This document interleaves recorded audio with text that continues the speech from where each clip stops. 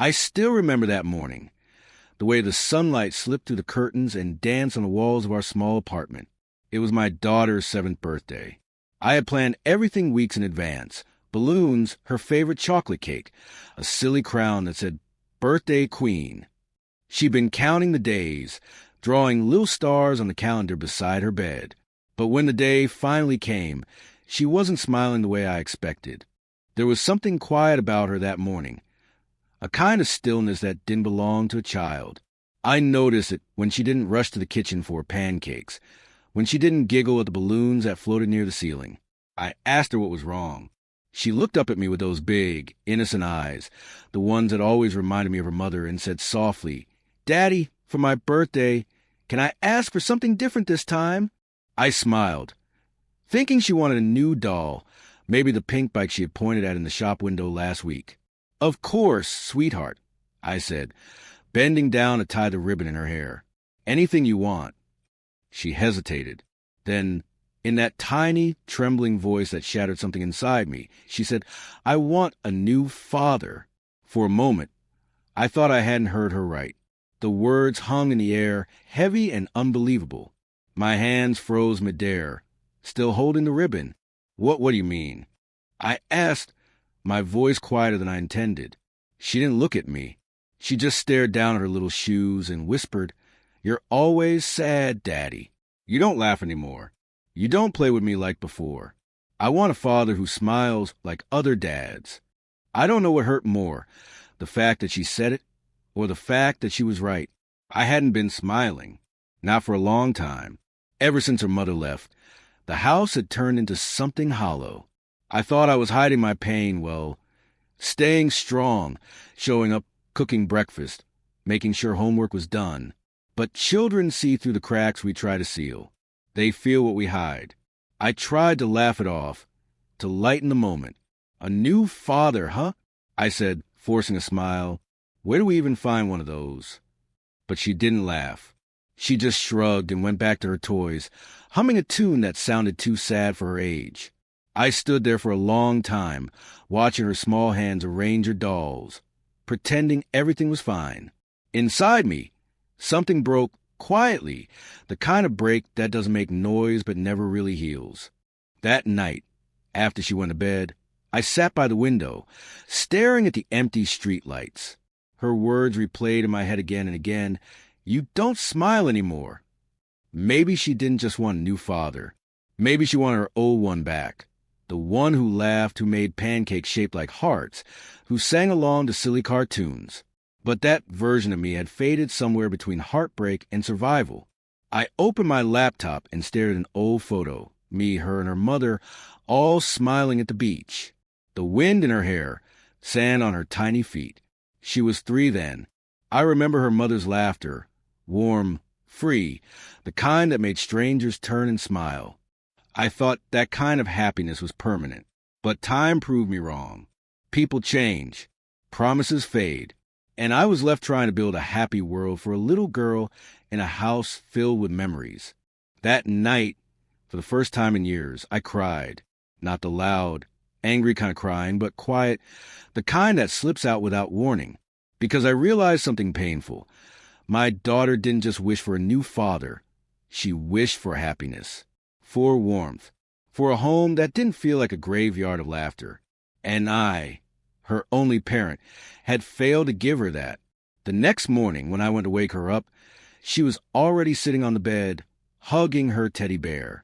She looked at me, hesitant, as if afraid I'd be mad at her for what she said. I wasn't. I just sat beside her and brushed her hair gently. "Hey," I said softly, "about what you wished for yesterday." She looked up wide-eyed, waiting.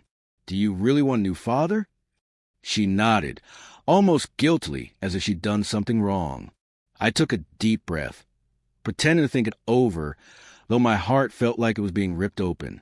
"Okay," I said quietly. "Then I'll find you one." She blinked in surprise. "You will?" "Yeah," I said with a faint smile I didn't feel. "If that's what it takes to make you happy, then yes."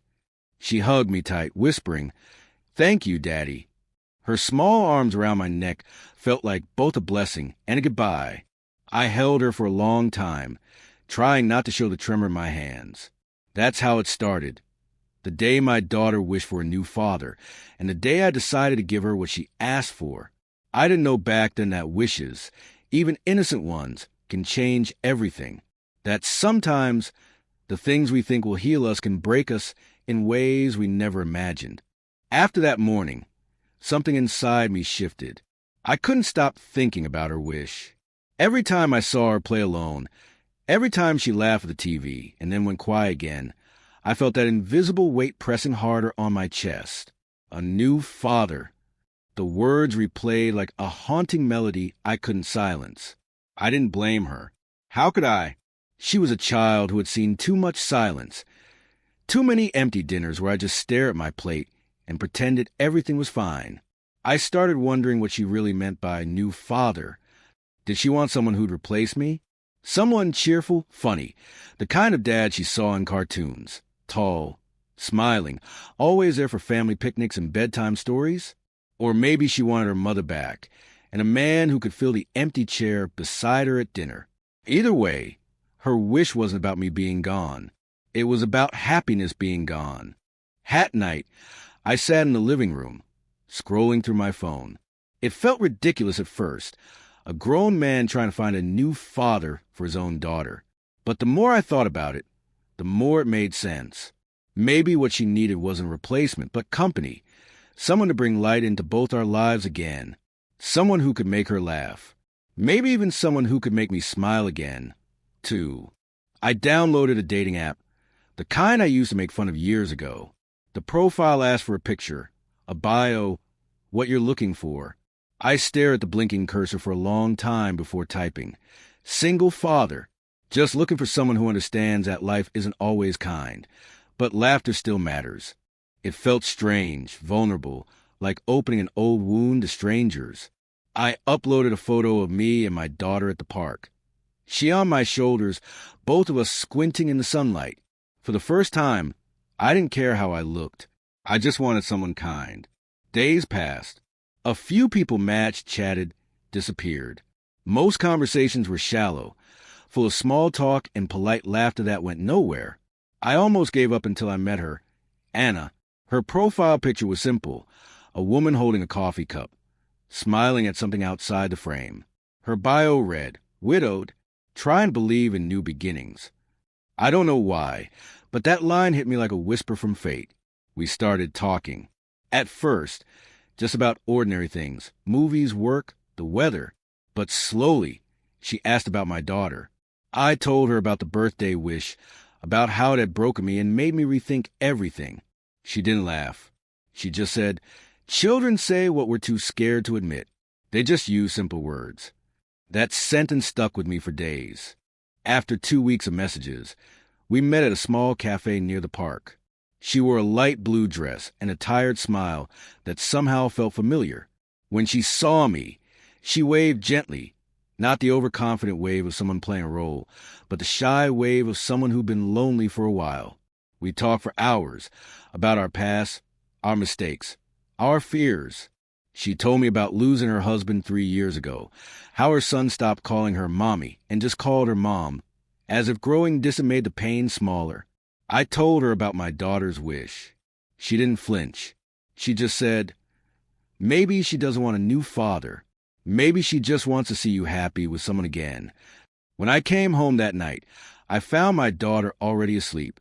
The cake crumbs were still on the table from the party we'd had days earlier. I looked at her small face in the dim light and thought about Anna's words. Could it really be that simple? That my happiness could bring hers back too? The next weekend, I invited Anna to join us at the park.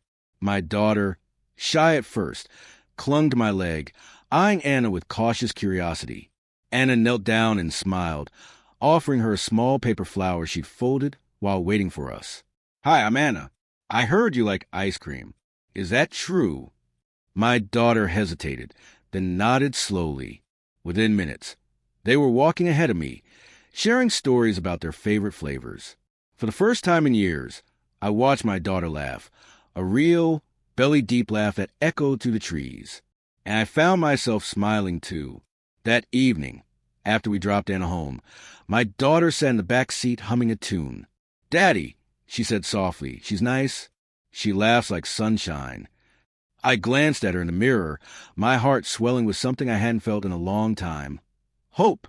"Yeah," I said quietly, "she does." When we got home, she ran to her room, drew something on a piece of paper, and came back holding it proudly. It was a crude drawing. 3 stick figures holding hands under a big sun. "That's you, me, and Anna," she said. "Now we can be a family again." I smiled, my throat tightening.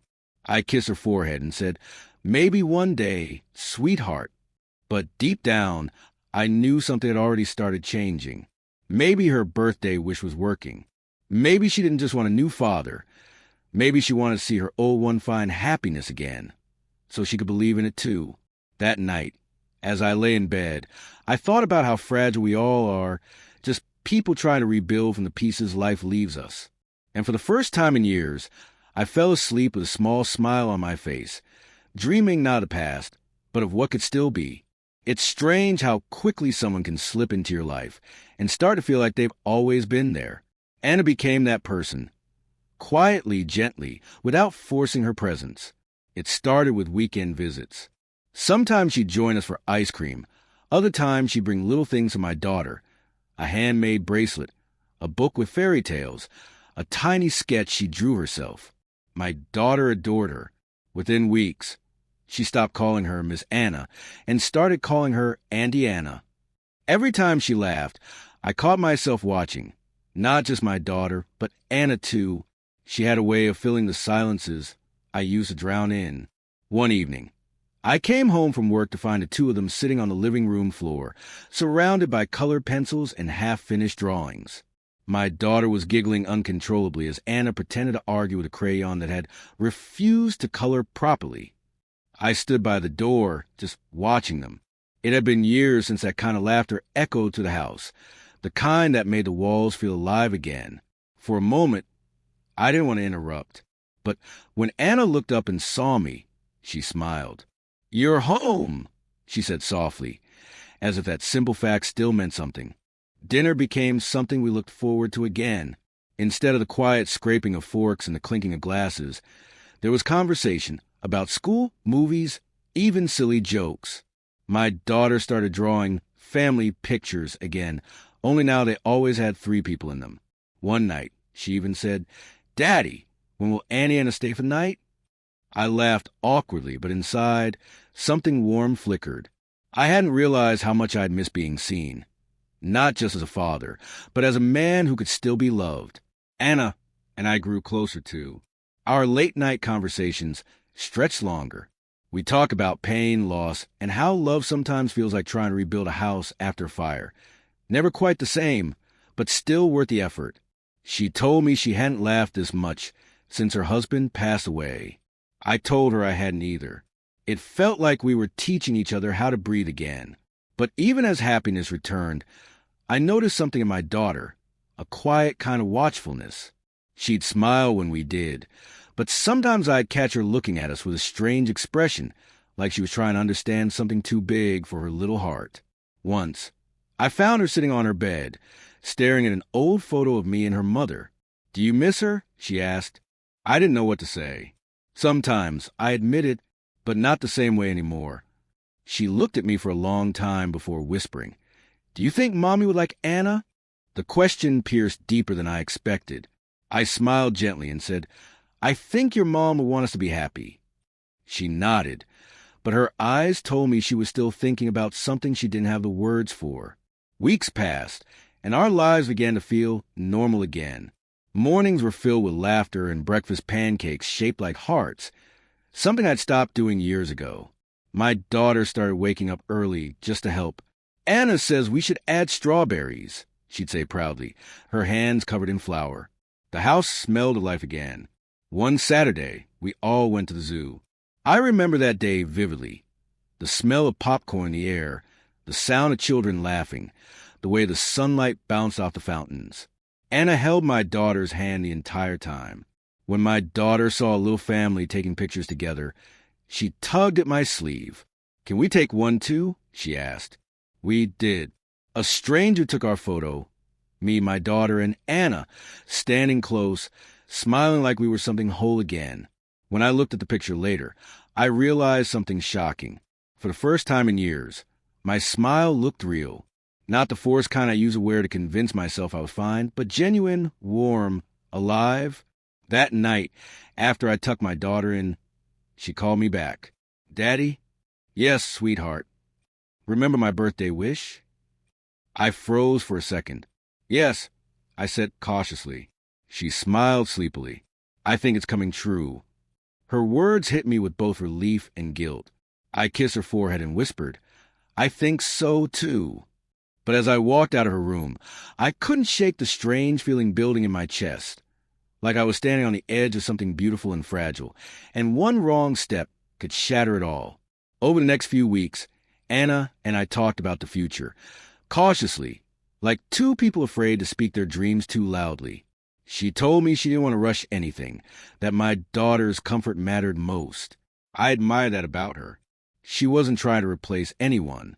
She was just there, present, kind. Then one evening, as we sat watching a movie, my daughter suddenly climbed into Anna's lap. She looked up and said something I'll never forget. "If you marry my dad, will you be my new mom?" The room fell silent. Anna froze, her eyes flicking toward me. I didn't know what to say. My heart was pounding, caught between fear and something dangerously close to happiness. Anna smiled softly, brushing a strand of hair from my daughter's face. "Only if that's what you want," she whispered. My daughter nodded, giggling. "I do. Then I'll have my new dad and my new mom, too." Anna laughed gently, but I saw something flicker in her eyes. A brief shadow, gone as quickly as it came. I didn't understand it then, but I would soon. That night, after Anna left, my daughter hugged me tight and whispered, "Daddy, I'm so happy." My wish worked. I smiled, holding her close. It did, didn't it? But deep down, something told me that wishes have a strange way of testing whether we truly understand what we're asking for. Happiness, I learned, doesn't always announce its departure. It slips away quietly, one missed smile at a time, one unspoken worry after another. For weeks, everything seemed perfect. Anna came over often. My daughter glowed with joy, and I finally started to believe that maybe life had forgiven me. But life doesn't give without taking something in return. It just waits for the right moment to collect. It started subtly. Anna grew quieter. The laughter that once filled every corner of our home began to sound rehearsed, like she was smiling for our sake, not hers. I noticed how she sometimes looked at me when she thought I wasn't watching, her eyes distant, clouded by something she didn't want to say. I brushed it off as exhaustion. We were all healing, after all. One evening, as I was cleaning the dishes, my daughter came up behind me, holding a drawing. "Daddy," she said, "look, I made a new family picture." I wiped my hands and looked. It was different this time. There were still 3 people, but beside me and her, she had drawn a fourth, a tall man with messy brown hair. "Who's that?" I asked, trying to keep my voice light. She smiled proudly. "That's my new dad." For a second, I couldn't breathe. I thought she meant me, but her next words crushed that thought. Auntie Anna showed me his photo. She said he used to be really funny, and that maybe one day I can meet him. The room went silent. My hands trembled as I took the paper from her. "She showed you her husband's picture?" She nodded innocently.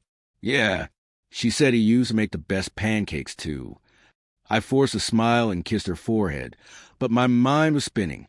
When had Anna mentioned her late husband to my daughter? And why call him your new dad? I didn't know whether to feel angry, jealous, or confused.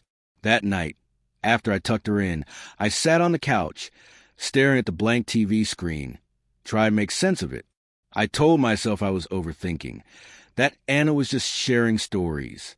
But something in my gut said otherwise. The next day, I asked Anna about it. We were sitting on the balcony, sipping coffee while my daughter played inside. I tried to keep my tone casual. "Hey, she mentioned you showed her a photo of your husband." Anna froze for a second before setting her cup down. "Oh, yes, I did. She was asking if I ever had someone who made me laugh the way you make her laugh. I told her about him. I nodded slowly, but my heart twisted. She called him her new dad, Anna. Her face fell. I didn't tell her to say that, she said quickly. You know how kids are. They connect things in their own way. I wanted to believe her. God, I did. But something in her eyes, guilt, maybe, made me uneasy. A few days later, she stopped answering my calls. At first, she said she was busy. That work was getting stressful. But soon, her replies turned short, then vanished altogether. My daughter asked about her every night. When will Anna come again? She'd ask, holding the drawing of our family. I didn't know what to tell her. Then one evening, after almost 2 weeks of silence, Anna showed up at our door. My daughter ran to her, wrapping her arms around her waist, her face lighting up with joy. I just stood there, part of me relieved, part of me angry. Anna looked tired, like she hadn't slept in days. Her smile was faint, trembling. Can we talk? She asked. We sat in the kitchen, my daughter in her room humming to herself. Anna's hands shook as she wrapped them around her coffee mug. I've been thinking a lot, she began softly. About us, about her, about everything. I didn't interrupt. She looked up, her eyes glossy. I care about you, both of you, but I realized something. I'm not sure if I've truly moved on. Sometimes when I'm with you, I see pieces of him, his kindness, the way you listen, even your silence. It comforts me, but it also hurts, because part of me is still holding on to someone who's gone. Her voice cracked, and she looked away. When your daughter asked if I could be her new mom, I wanted to say yes. But that night, I cried, because I realized I still see myself as a widow, not a woman ready to love again. The words hit me like a storm. I felt anger rise, not at her, but at fate, at how cruel it was to give me a glimpse of happiness, only to remind me it wasn't mine to keep. So what now? I asked quietly. Anna's eyes met mine, full of sorrow. I think I need to step back. For her sake. For yours. I don't want her to think I'll always be there and then vanish again. I looked away, my throat tight. She already thinks you're family. I know, she whispered. That's what breaks me the most. She stood up, tears streaming silently down her face. Please tell her. Tell her that I love her. But sometimes even love isn't enough. When she left, the house felt emptier than ever before. My daughter came out minutes later, holding her stuffed bear. Where's Anna? She asked. I swallowed hard. She had to go, sweetheart. Will she come back? I hesitated, forcing a shaky smile. Maybe one day. She didn't cry right away. She just nodded quietly and went back to her room. But later that night, when I checked on her, she was curled up on her bed, crying into her pillow.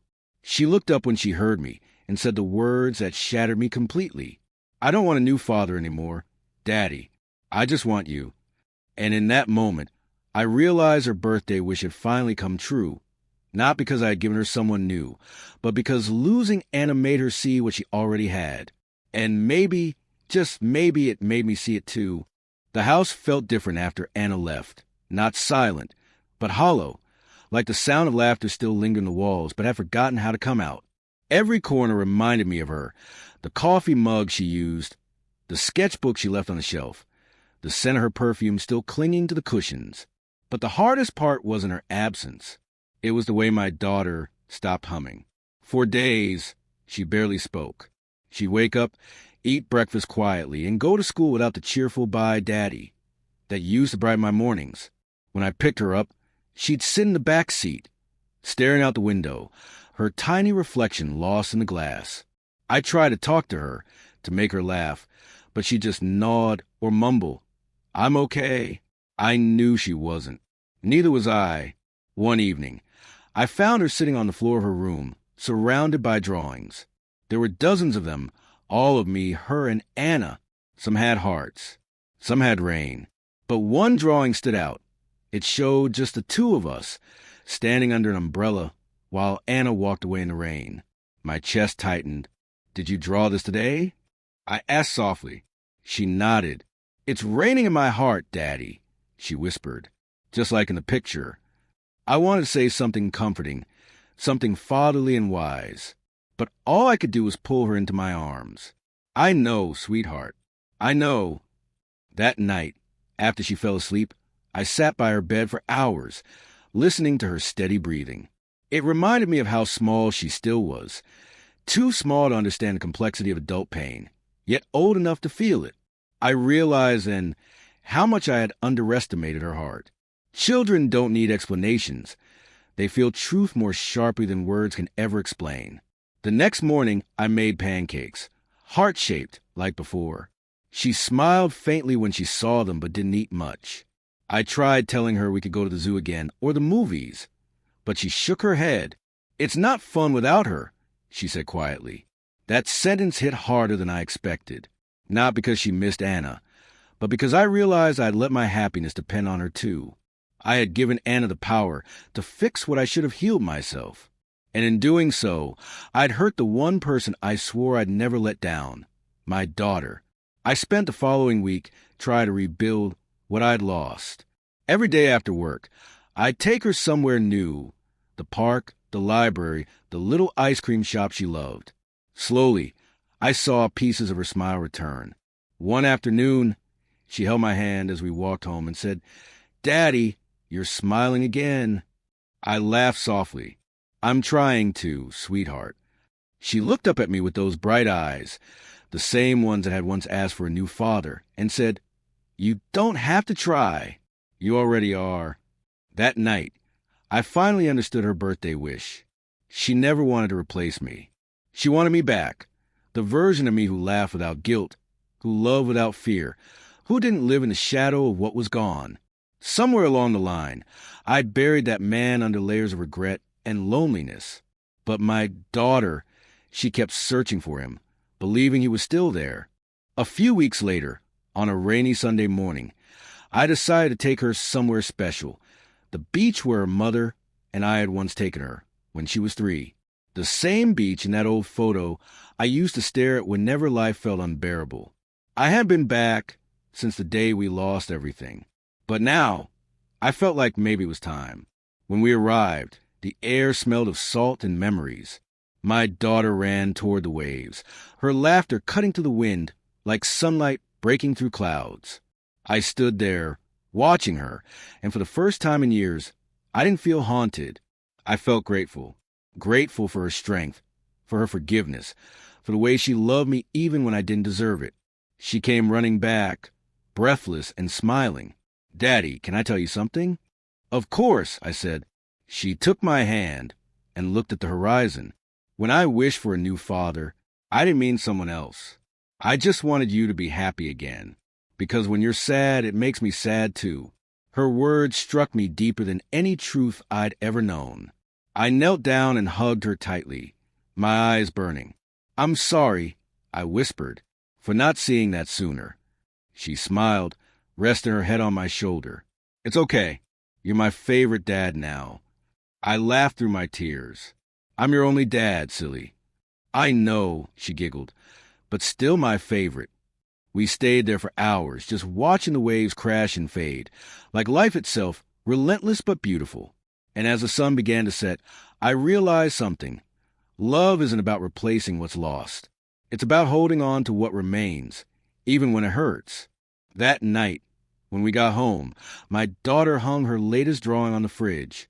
It showed just the two of us again, holding hands under a sky full of stars. She'd written in big, uneven letters at the top, "My daddy, my wish came true." I stared at it for a long time, not because it was perfect, but because it was honest. It was proof that she'd forgiven me, and maybe that I had finally forgiven myself. Before going to bed, I stood by her door, watching her sleep.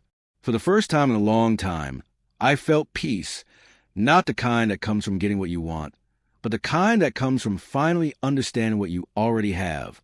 And in that quiet moment, I whispered into the darkness, "Happy birthday, my little girl.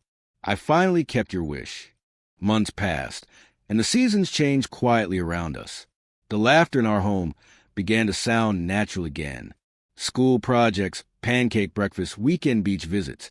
It all returned like music I had once forgotten how to play.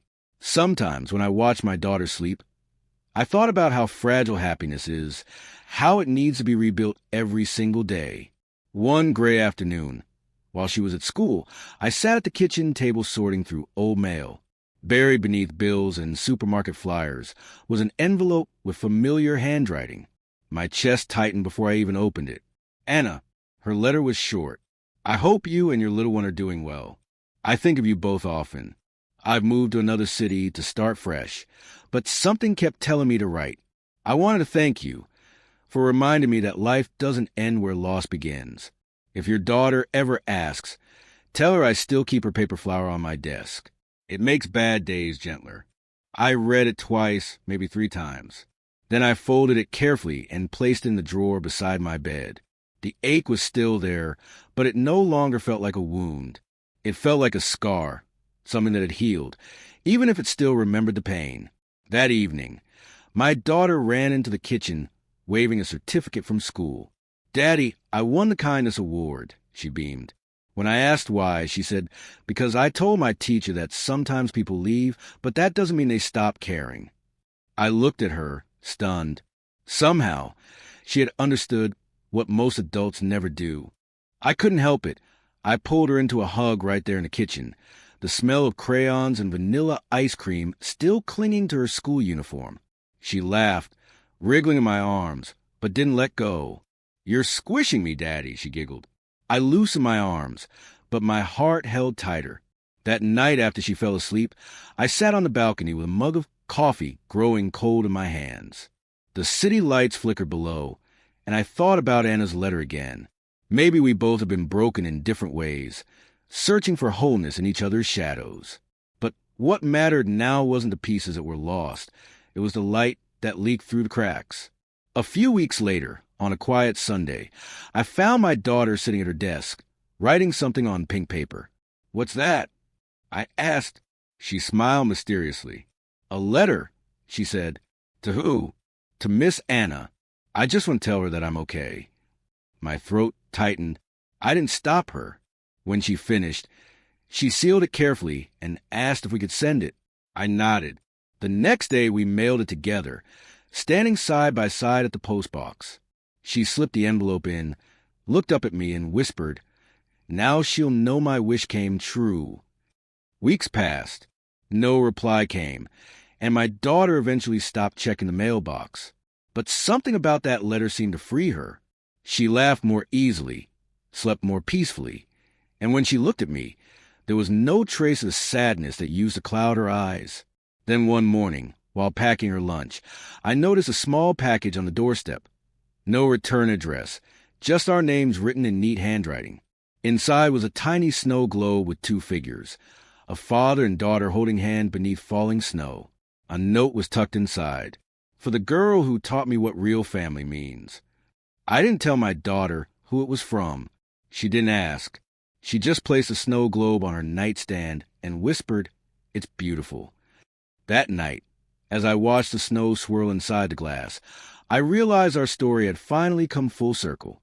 My daughter's wish hadn't just changed my life, it had saved it. She had wished for a new father, and somehow, through all the pain and learning, she got one, not a different man, but a better version of the one she already had. And when she called out, "Good night, Daddy," I answered softly, "Good night, my little wish," knowing that for the first time in years, both of us meant it. Years rolled forward quietly, like waves smoothing the same stretch of sand again and again. My daughter, Lily, was no longer the little girl who once hid behind birthday balloons to make impossible wishes. She was 12 now, taller, braver, and full of that curious light that makes parents proud and afraid at the same time. Life between us had become something gentle. We cooked together on weekends, argued about her bedtime, laughed about my poor attempts at TikTok dances. Yet, sometimes I caught her watching me with that same thoughtful stillness she used to have when she was younger, as if she were making sure I was still the father she had wished for. One autumn morning, the phone rang while we were decorating a pumpkin for her school project. The voice on the other end made my stomach tighten. It was Anna. I hadn't heard from her in almost 3 years. Her voice trembled as she spoke. She said she had been sick.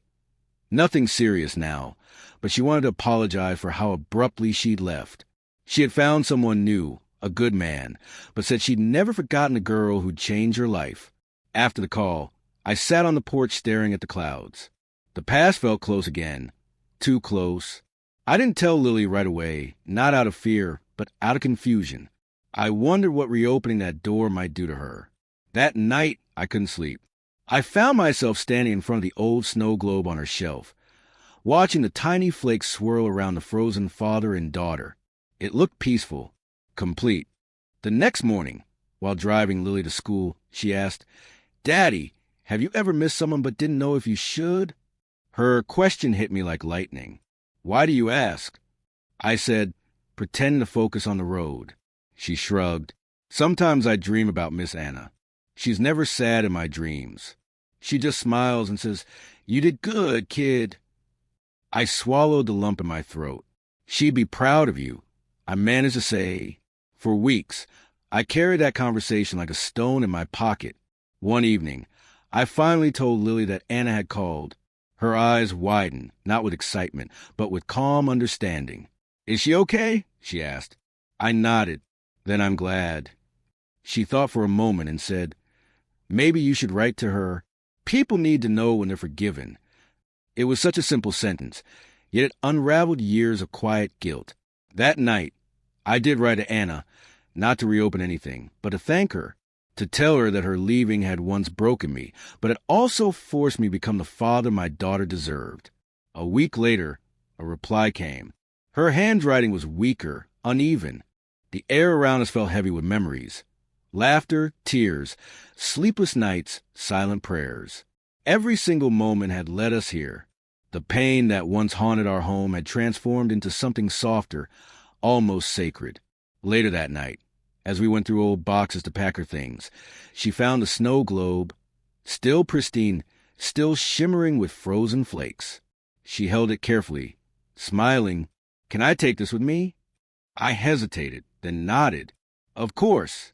It's yours as much as mine." Before bed, she placed the snow globe on her desk, turned it once, and watched the snow swirl around the tiny figures inside. "You know," she said, "every time it snows in there, it feels like a little bit of our story still lives on." I smiled. "It always will." That night, after she went to sleep, I stood outside her room for a long time. The house was quiet again, not hollow this time, but full of echoes that no longer hurt. Every whisper of the past had become a reminder of how far we'd come. In the morning, before she left for college, she hugged me tightly and whispered, "I made one last birthday wish." I smiled. "Oh yeah? What is it?" She looked up at me, eyes glistening. "That you'll never stop smiling again." I laughed softly, though my throat ached. "I'll try my best." As she drove away, the morning sun caught the edges of the snow globe in her car window, scattering light across the road. For a moment, it looked like the world itself was snowing just for her. And in that fleeting golden moment, I finally understood. Her first wish wasn't about replacing love. It was about restoring it. She didn't just wish for a new father. She wished for the old one to find his way back. And somewhere along the way, we both did.